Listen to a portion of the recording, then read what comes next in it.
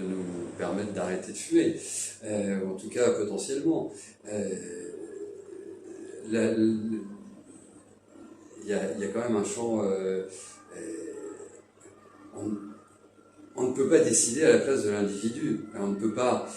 Et c'est là où notre influence... de toute façon, on ne peut pas avoir d'influence sur notre consultant. On n'est pas là pour prendre le pouvoir, on n'est pas là pour lui dire ce qu'il a à faire. On doit lui mettre les éléments en face, et après c'est lui qui décide, c'est lui qui fait ses propres choix. Derrière, si on prend le langage et la communication, bien sûr, nous on traduit des éléments astrologiques dans un langage français. Le langage astrologique a évolué parce que la société a évolué et qu'on n'en attend plus exactement les mêmes choses. Mais autrement, voilà, en aucun cas, si c'est la question, en aucun cas on doit avoir d'influence, de prise de pouvoir sur... Non, je n'ai pas parlé de prise de pouvoir, ouais. J'ai dit simplement que la personne veut... Alors, effectivement, il y a une différence entre obtenir un résultat ou pas, mais enfin, si la personne... C'est très bien, par exemple, imaginons par exemple que vous ayez affaire à quelqu'un qui ne parle pas votre langue. Vous demandez à quelqu'un qui connaît sa langue de parler, il va probablement mieux communiquer que vous, par exemple. Oui, donc il va trouver... Donc, simplement, le fait d'utiliser un langage que la personne apprécie ou connaît, ça peut déjà aider à la communication. Ah bah de toute façon, oui. Si la personne vous dit, moi je viens vous voir et je crois que l'astrologie peut m'aider. Bon, bah, à ce moment-là, vous utilisez l'astrologie pour l'aider. Ah bah complètement. Mais dans quel sens? C'est sa croyance en l'astrologie, son attachement à l'astrologie, c'est sa volonté de croire que par l'astrologie ça peut fonctionner, ou est-ce que c'est parce que l'astrologie a vraiment sa capacité à l'aider? Ah bah moi je pense que l'astrologie a réellement la capacité. Oui, voilà. Forcément. Moi, j'ai des personnes qui viennent me consulter et qui n'ont jamais vu qui que ce soit d'autre et qui disent c'est par curiosité, je n'y connais rien, c'est par curiosité, je voudrais voir ce que ça peut donner. Donc là, on a une personne vierge de toute information ou de tout a priori et de tout a posteriori. Mais les gens qui s'inscrivent dans des cours d'astrologie, c'est quand même autre chose. Ah, les gens qui s'inscrivent dans des cours d'astrologie. Donc il y a trois catégories, si vous voulez. Il y a les gens qui veulent professer grâce à l'astrologie, il y a des gens qui veulent s'initier à l'astrologie, et des gens qui veulent savoir quelque chose. C'est ça. Curiosité. Donc ça correspond déjà à trois cibles différents de personnes. Est-ce qu'on peut leur proposer le même produit dans les trois cas? Après, moi je vais vous dire une chose, c'est que j'ai beaucoup d'élèves qui proviennent de mes consultations.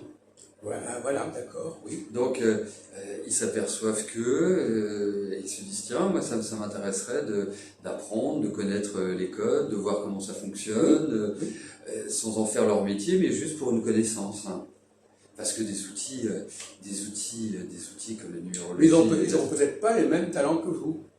Ça, après, non, parce que justement, plus de talent que moi, hein, vous savez. Oui, non, parce que moi j'avais un professeur d'astrologie à une époque, j'avais Foussi Amissi, parmi beaucoup d'autres que j'ai eu comme enseignant, et il avait un certain talent d'interprétation, et il pouvait faire croire que l'astrologie, c'était ça qui lui donnait cette capacité de dire ce qu'il avait à dire, alors qu'en réalité, c'était lui qui apportait à l'astrologie, voyez-vous.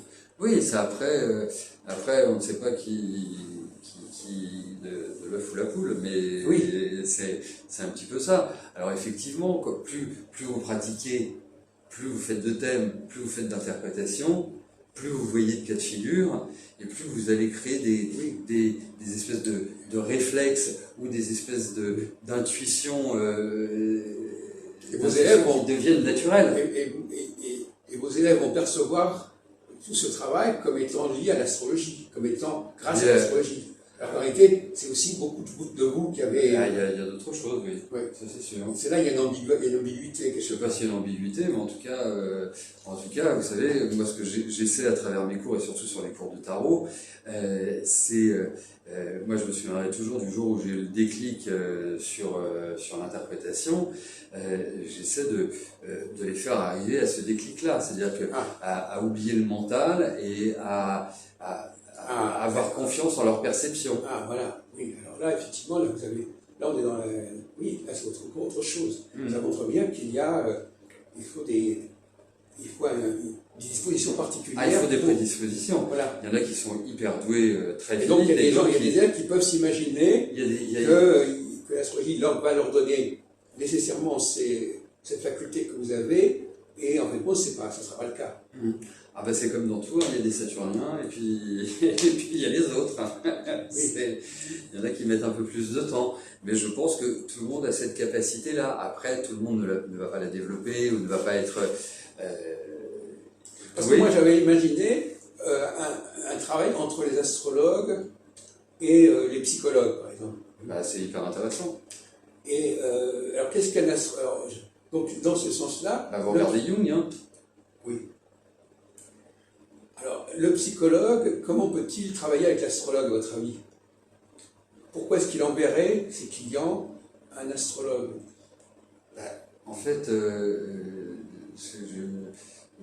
citerai Jung qui disait que s'il n'avait pas connu l'astrologie, il serait peut-être passé à côté de pas mal d'attitudes et de fonctionnement de ses patients.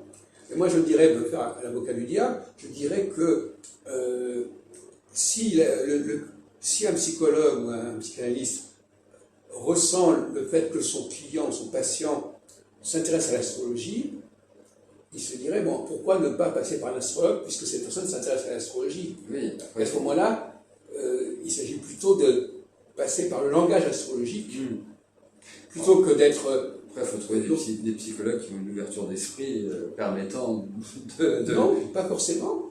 Non, des gens qui disent, voilà, cette personne réagit à l'astrologie, réagit au langage astrologique.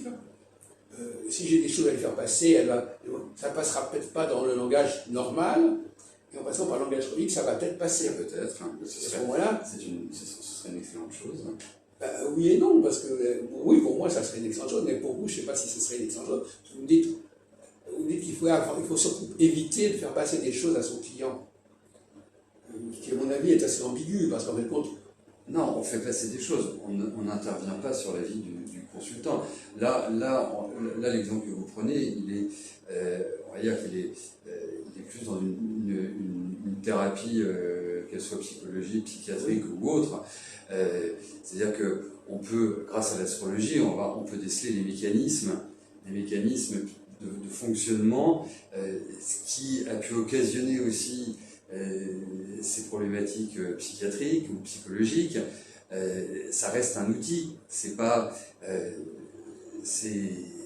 là, on n'est pas dans le même état, on n'est pas du tout dans la même logique. Là, quelqu'un qui vient me voir pour avoir une espèce de bilan à un instant T, et quelqu'un qui va avoir un psy, on n'est pas dans le même fonctionnement. Donc on ne va pas utiliser, on va pas utiliser les mêmes outils, on ne va pas du tout l'appréhender de la même manière. Oui, mais parce que là c'est thérapeutique. Moi, les personnes qui viennent me voir, ce n'est pas thérapeutique. Non. Après, que ça prenne une dimension thérapeutique, mais on n'est pas du tout dans une configuration identique à un psy, un psychiatre ou un gestalt thérapeute. Hein. Oui, mais il y a des cas où justement le patient est dans une forme de pathologie qui fait que pour communiquer avec lui, il faut passer par un certain nombre de fantasmes qu'il peut avoir, etc. Je pense que l'astrologie peut être très utile dans le cas d'une thérapie et de créer un partenariat entre le psy et l'astrologue. C'est que l'astrologue, a priori, va avoir cette capacité à déceler des choses que le psy ne va pas forcément déceler.